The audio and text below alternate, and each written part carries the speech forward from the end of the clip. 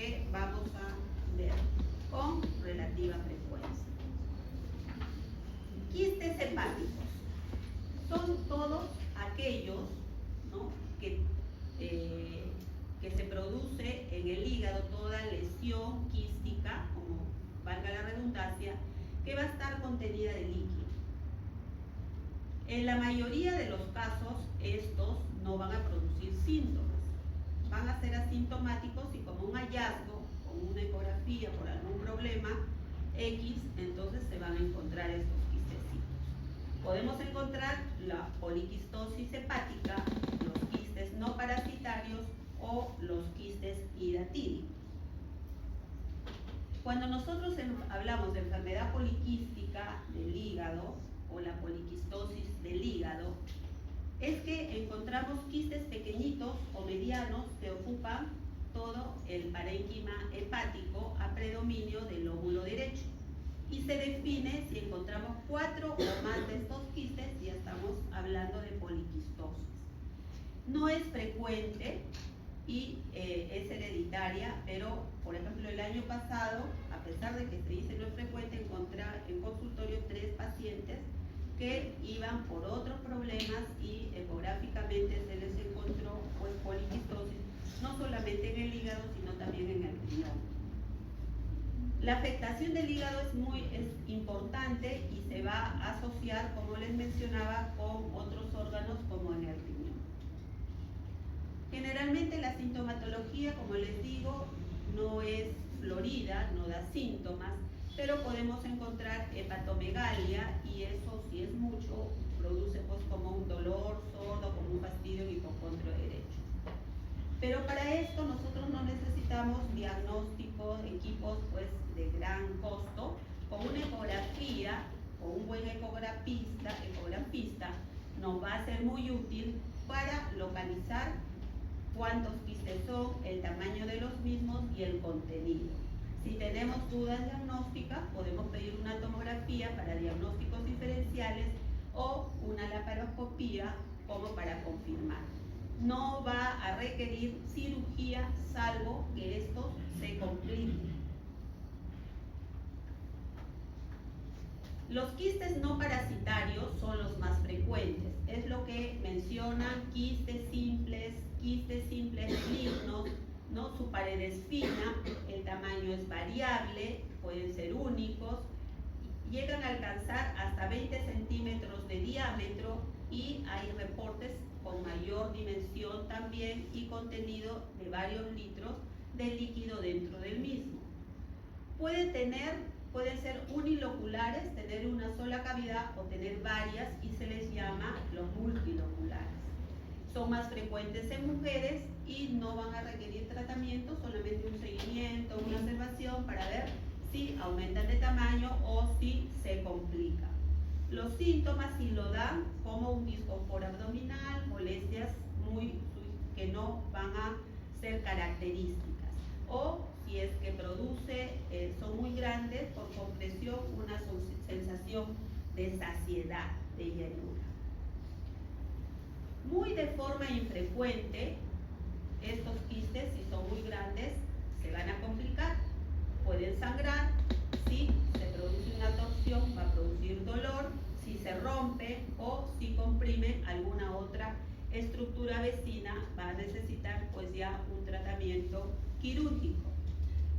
Muy efectivo, como les mencionaba, para el diagnóstico de la ecografía, también nos son de gran ayuda la tomografía o la laparoscopía. Como tratamiento, solamente en los casos que va a ser necesario, si hay complicaciones o son muy grandes y produce mucha molestia, se practica lo que se conoce como la quistectomía por laparoscopía. Y el quiste hidatídico, eso sí ya ustedes probablemente han visto anteriormente y lo vemos nosotros también con mayor frecuencia en la consulta. Ya sabemos que lo produce el Echinococcus granuloso. Pellizcalo a tu compañero y ya se durmió todavía. No estamos ya, déjalo. Es una zoonosis, ¿no? En el humano, la localización más frecuente en el hígado tiene un 55% 20%, de ahí en los pulmones un 30% y podemos encontrarlo en cualquier otro órgano. Este diagnóstico de hidatidosis o quiste hidatídico lo vamos a hacer con ecografía y con los anticuerpos, con los test inmunológicos. Y este ciclo ya ustedes lo conocen, accidentalmente nosotros nos contaminamos, el huésped intermediario son las ovejas y el definitivo son los perritos y otros animales. Entonces, ¿qué sucede? Esta hidátide se forma desde que se comienza a implantar y comienza a formar una vesícula que tiene una pared que va a llamarse la membrana hidatídica o parasitaria. Esta vesícula ya formada comienza a desarrollarse, a crecer progresivamente y se dice que aumenta 1 centímetro por año aproximadamente. Puede ser un quiste único o puede ser múltiples, de diferentes tamaños, siendo una infestación única o múltiple. Clínicamente se evidencia cuando su tamaño pasa los 10, los 15 o los 20 centímetros, o cuando se ha presentado alguna de las complicaciones que vamos a ver. La Organización Mundial de la Salud ya nos dice que es endémica, que hay en las zonas donde hay más ganado, en América del Sur, y habla de 50 por 100.000 años por persona. Generalmente en la niñez es donde se adquiere la infección y el ser humano, recordemos, es el huésped intermediario accidental en este ciclo reproductivo. Clínicamente, igual que los demás quistes, puede ser asintomático como un hallazgo o va a depender mucho de qué órgano está afectado y cómo va desarrollándose en cuanto a su crecimiento. Muchos pacientes pueden ser asintomáticos durante toda su vida, pero cuando se rompen pueden producir un shock anafiláctico. Entonces, ¿qué es lo que ya si me comienza a complicar? Me puede dar fiebre, si es muy grande, dolor en hipocondrio derecho. Puedo encontrar yo al examen como una masa palpable en dicha zona. Puede presentar náuseas y vómitos por compresión, trastornos como dispepsia o también si ya está comprimiendo los canalículos intrahepáticos, la ictericia. Y mi diagnóstico lo voy a basar en un examen físico, pero sobre todo en mis antecedentes epidemiológicos. Tenía ganado, tiene perros, de dónde procede, porque por la migración hay muchos pacientes que vienen a los conos y uno piensa que no puede ser hidatidosis, pero en los antecedentes sí, pues de niño vivió en tal sitio endémico y allí puede haber adquirido esta infestación. La ecografía y la serología. Entonces, ¿qué es lo que voy a solicitar? Se va a requerir que haya la reacción antígeno-anticuerpo, lo que va a depender también de cómo está esa respuesta inmunológica en el paciente y el contacto de este sistema inmunocompetente con los antígenos. Puede ser a veces negativo. ¿En qué casos? Cuando no se ha producido la salida de inmunógenos al torrente sanguíneo o porque haya complejos antígeno-anticuerpo. Estas pruebas serológicas los podemos usar con una correlación, como les mencionaba, con los datos epidemiológicos, con las manifestaciones clínicas y con la ecografía. Entonces, la hemaglutinación indirecta va a tener una sensibilidad del 80%, pero puede haber reacciones cruzadas con triquinosis o con fasciolasis. Por eso la epidemiología, la anamnesis es importante. El ELISA-IgG tiene una sensibilidad del 93% cuando son quistes sintomáticos, siendo los falsos positivos por debajo de un 3%. Tiene una alta sensibilidad y especificidad y vienen a ser una prueba pues de elección. Y si nosotros queremos confirmar ante la positividad de este ELISA, usamos el Western blot, ¿no? Entonces tengo tengo mi Western blot, tengo mi ELISA positivo, es más que sí un diagnóstico claro. Si es negativo, puede ser que no haya respuesta inmune, confirmar con ecografía. Si es positivo, hay que ponerlo como probable en el ELISA y mandamos a hacer nuestro Western blot. Si es positivo, confirmamos. Y si es negativo, puede ser que no haya una buena respuesta inmune específica y hay que echar mano también de los estudios ecográficos. ¿Y qué es lo que vamos a encontrar en la ecografía? La ecografía nos va a detectar estos quistes, ¿no? Más o menos en un 100 o un 96 a 97%.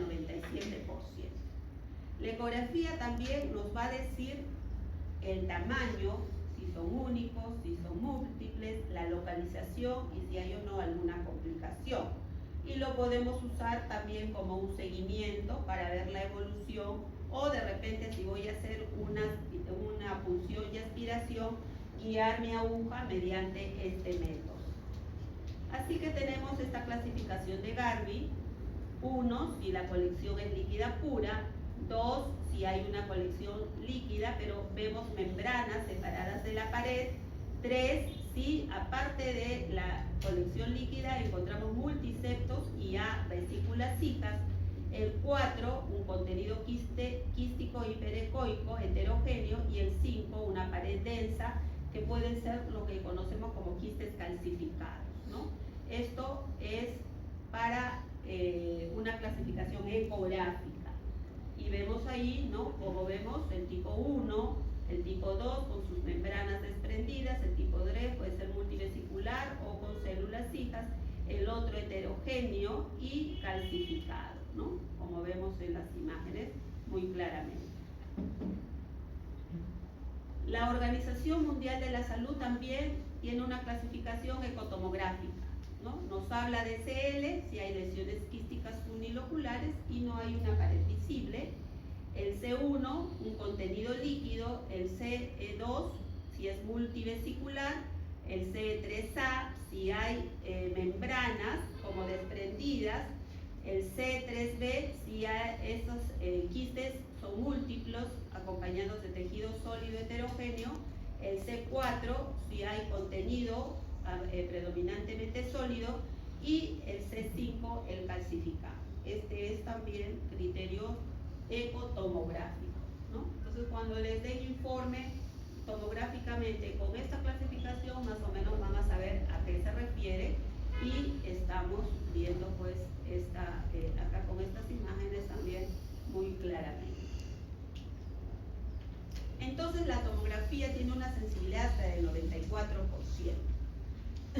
Y más que para un diagnóstico, me va a ser de ayuda para ver las complicaciones, si hay perforación, si hay hemorragia, etc.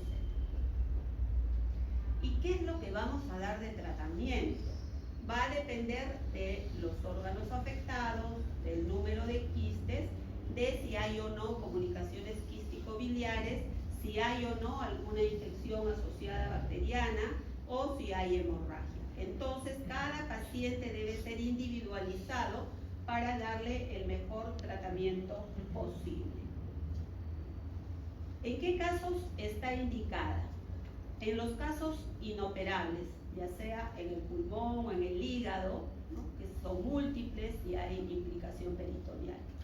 Reducir la presión quística, la siembra secundaria y el riesgo de recurrencia. ¿Y qué me contraindica?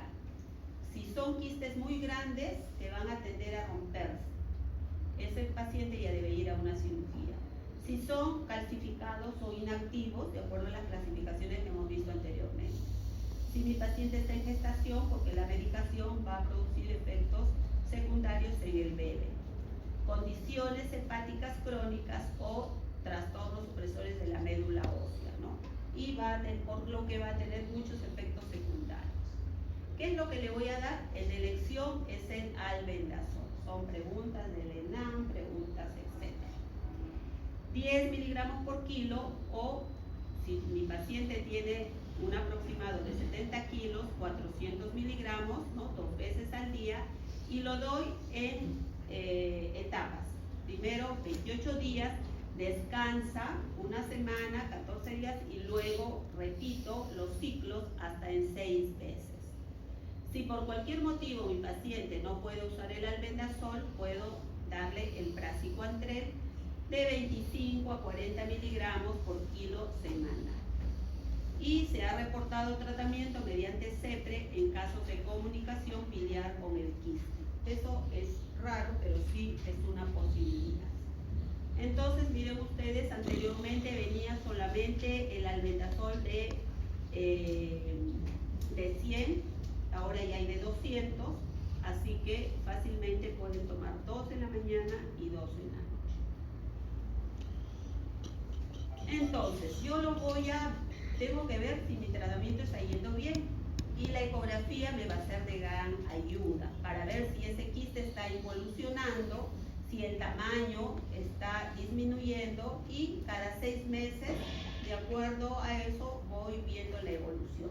Si después de un año mi paciente ya finalizó su tratamiento y está asintomático y no hubo ningún cambio en el quiste, si es menos de 5 centímetros, entonces ya lo controlo anualmente con ecografía. Si mi paciente es asintomático y las características debieran entrar en el protocolo con albendazol, pero no quiere tomar la medicina, porque le hemos explicado que el albendazol puede producir caída de cabello, disminución de la libido, etc. Si presenta intolerancia persistente, ya sea en la clínica o en los exámenes de laboratorio, si hay alguna otra contraindicación y si persisten asintomáticos y su quiste es menor de 5 centímetros, entonces entra también en la vigilancia ecográfica. Eso ya está muy definido. ¿Y cuándo es que lo voy a mandar a la cirugía? ¿No? La cirugía van a hacer la cistectomía parcial y total y es el tratamiento definitivo. Incluye un pre y post procedimiento con los fármacos adyuvantes con albendazol o mebendazol, iniciarlo 4 días antes de la cirugía y continuarlos después por lo menos un mes con el albendazol y 3 meses con el mebendazol.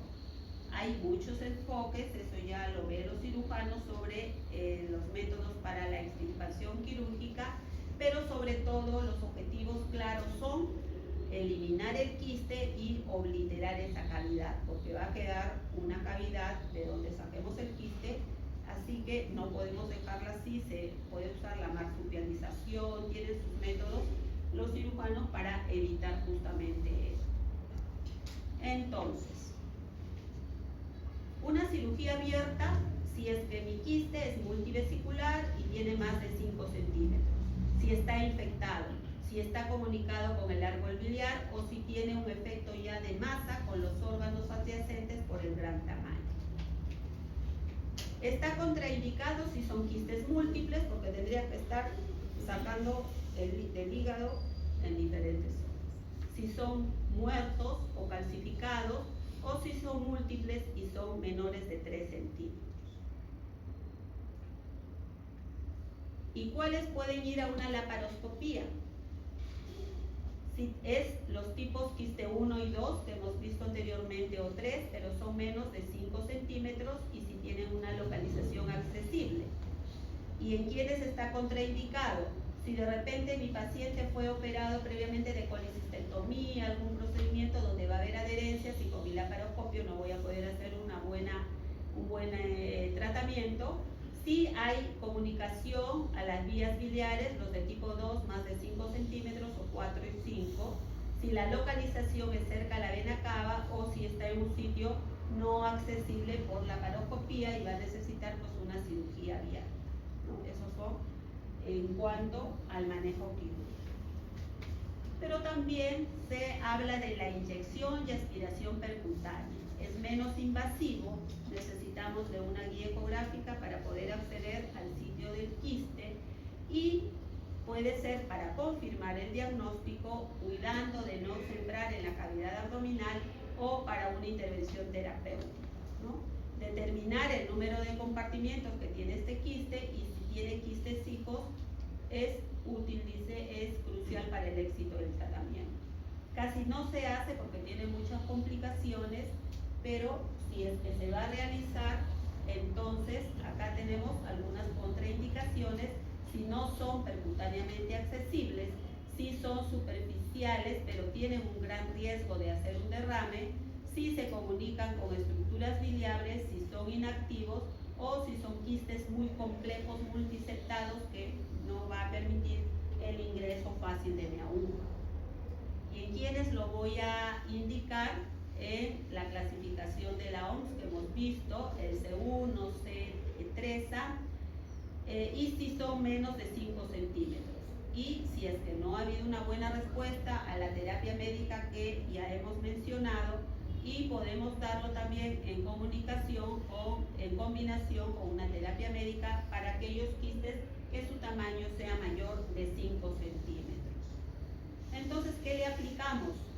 Agentes colicidas, ¿no? Se reaspira ese contenido, se inyecta y se deja más o menos 15 minutos y se puede usar el etanol, ¿no? Una solución salina hipertónica o cetrinida, y dar pues albendazol 10 a 12 miligramos por kilo por día, 4 días antes del tratamiento y un mes después del procedimiento, igual que una cirugía. Y es lo que hemos mencionado nosotros, como este paciente síntomas, si es asintomático, pues lo que va a mencionar. Eso es para que lo revisen y es un algoritmo interesante. Bien, unos ejercicios. Entonces hemos visto los quistes simples, la enfermedad poliquística, hemos visto el quiste hidratídico. ¿Y qué sucede con los abscesos hepáticos? Podemos encontrar un absceso amebiano o un absceso quirógeno, ¿no? En el amebiano vamos a ver nosotros que la vía de transmisión fecal-oral, anal-oral, y generalmente se va a presentar en pacientes que han tenido antecedentes de tener diarreas por amebiasis. El paciente puede tener dolor abdominal en hipocondrio derecho en un 92%, ya como es un absceso, la fiebre va a estar presente en un 90%, con malestar general, escalofríos, decaimiento, ¿no? Pérdida de peso, anorexia, pero también puede haber la forma subaguda indolente. Podemos tener también derrame pleural, aumento del tamaño del hígado y además puede haber también ictericia. Mi hemograma va a haber una leucocitosis, podemos encontrar anemia microcítica hipocrómica, también va a estar elevada las fosfatasas alcalinas, 2 veces más de los valores normales, en un 76%. También vamos a encontrar las bilirrubinas, elevaciones de las transaminasas, y eso nos pone en alerta porque puede ser una inminente ruptura. Y como nuestro paciente está con anorexia, etcétera, también podemos encontrar pues una hipoalbuminemia. Mi diagnóstico entonces clínicamente no me va a ser de mucha ayuda, de repente epidemiológicamente voy a tener que preguntar si tuvo diarreas anteriores, pensando o cuadros parecidos, y para detectar los anticuerpos que van a aparecer entre la séptima y el 10º día, va a ser positivo en el 100% usando la hemaglutinación indirecta, usando el ELISA, usando la electroinmunoforesis o la inmunodifusión. Entonces, el ELISA tiene una sensibilidad y especificidad muy, muy elevada, así que es el método también de elección. Una placa de tórax me va a ayudar a ver si hay una elevación del diafragma derecho, si hay atelectasias, un derrame pleural, que también se puede ver. Y acá también es de gran ayuda la ecografía. La ecografía me va a dar unas características especiales. Generalmente son únicas, son ovaladas, redondeadas, los bordes, como ven, son bien definidos, es una lesión hipoecogénica y va a estar generalmente en el óvulo derecho cerca de la superficie. La tomografía, si las lesiones son menos de 1.5 5 centímetros me van a ser de gran ayuda y nos va a hacer diferenciar también de repente si pensamos que puede ser un absceso biógeno o una metástasis complicada de algún órgano. Podemos también solicitar una gramografía con tecnecio 99 porque nos va a permitir diferenciar si es un amebiano o un biógeno. El amebiano va a ser una lesión fría, hipocaptante, y el biógeno una lesión caliente. El tratamiento médico y el drenaje, que puede ser percutáneo o quirúrgico, como todo absceso. Si nosotros hablamos del tratamiento médico, tenemos estas alternativas, ¿no? El secnidazol, 500 miligramos cada 8 horas por 5 días, el tinidazol, 600 miligramos, 800, dependiendo. La cloroquina y el iodoquinol y los inferiores no son muy usados. Estos son los que nosotros usamos mayormente. El drenaje, como les mencionaba, puede ser percutáneo, aspirando, ¿no? Si es más de 250 centímetros cúbicos, y quirúrgico, si es que no puedo acceder por una vía percutánea, si está en una localización de difícil acceso, si mi absceso es muy grande y puedo yo sospechar de que si yo voy a hacer un drenaje percutáneo, puede romperse y producir una peritonitis, mayor complicación en mi paciente. ¿Qué es lo que me dice que este absceso amebiano va a tener mal pronóstico? Si no es único, sino múltiples. Si son tiene un contenido mayor de 500 mililitros. Si en una placa de tolas encontramos derrame pleural, si hay encefalopatía, si en sus exámenes auxiliares encontramos bilirrubina por encima de 3, albúmina por debajo de 2, si encima tiene anemia o si aparte tiene pues alguna enfermedad inmunodeprimida como diabetes, tuberculosis, SIDA, otras patologías asociadas. ¿Por qué se puede producir ahora el absceso biógeno? ¿No?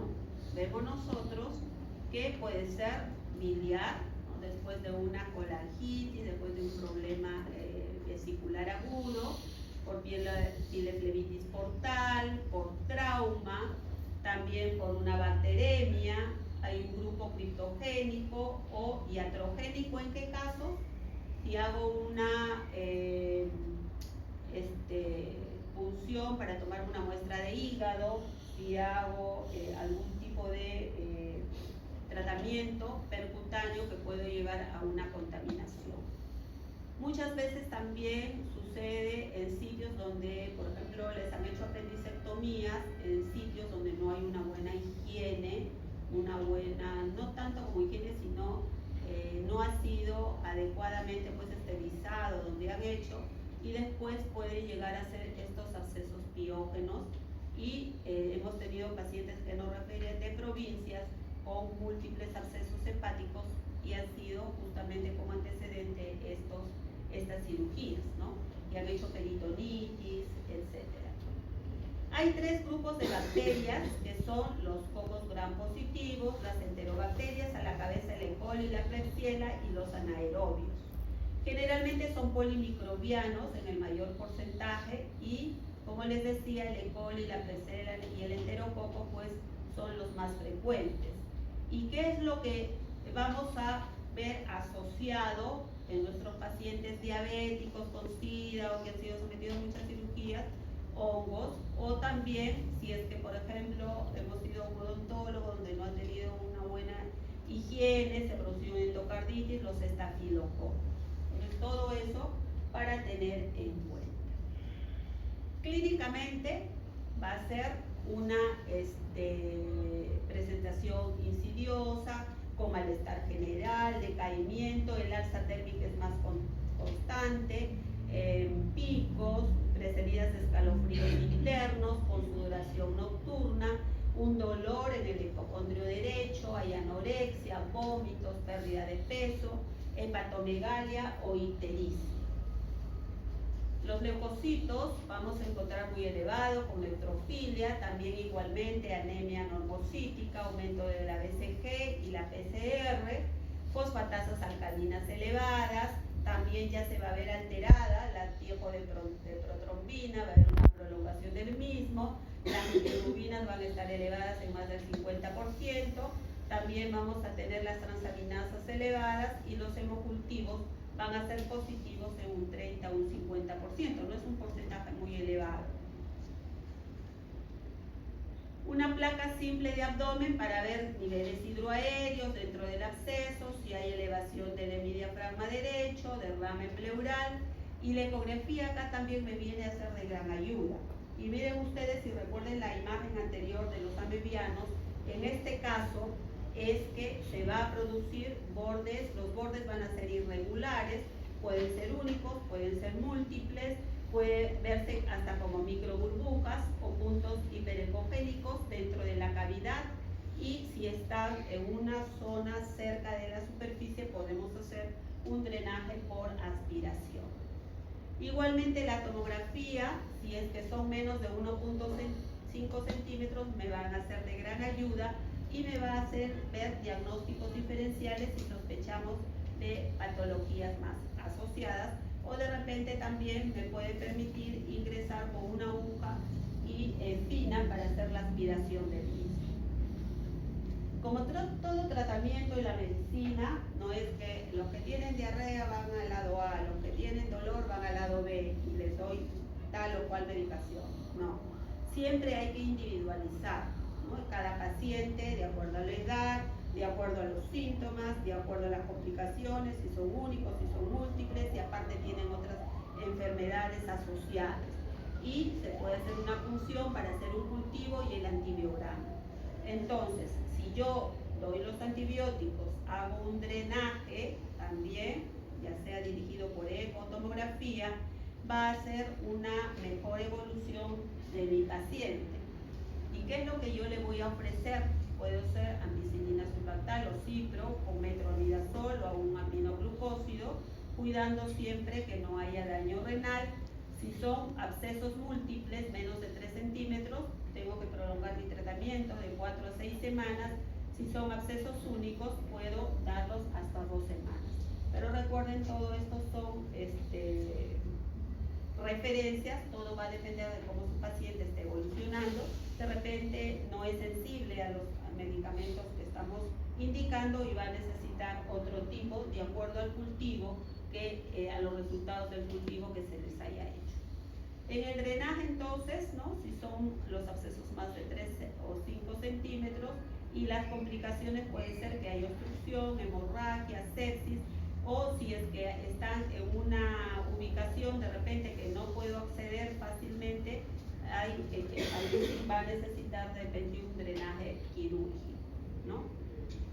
Este drenaje quirúrgico, si es que me fallan mis antibióticos, si me falla mi drenaje percutáneo, si hay peritonitis, si hay alguna otra patología asociada quirúrgica, entonces, o si los abscesos son tabicados, es más difícil porque no voy a poder ingresar con mi aguja para hacer la aspiración adecuada. Si son muy viscosos, si son múltiples y grandes, y si están localizados en el lóbulo izquierdo, pues no voy a poder tener un acceso directo. Igualmente, como en el amebiano, acá también hay unos factores que nos van a predecir mal pronóstico. La edad, ¿no?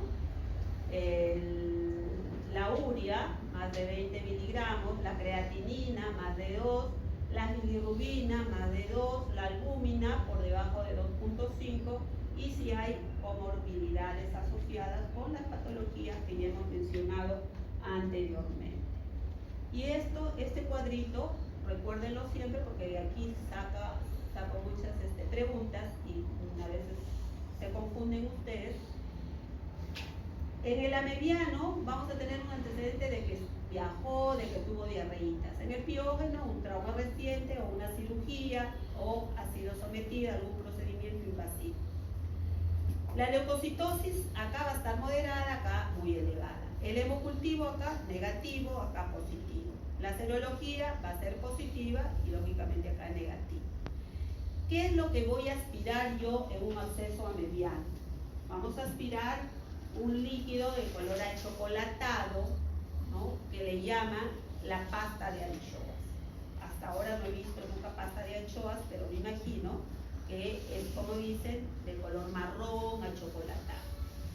En cambio, en el piógeno es espeso, es purulento, es amarillo. Ya todos ustedes en algún momento han visto pus. El amebiano no va a tener olor, pero en el piógeno sí. Cuando drenan abscesos, el olor invade toda la habitación. Acá vamos a encontrar amebas y acá las bacterias. Los cultivos generalmente en el amebiano son negativos y en el piógeno pues hasta un 50% van a ser positivos.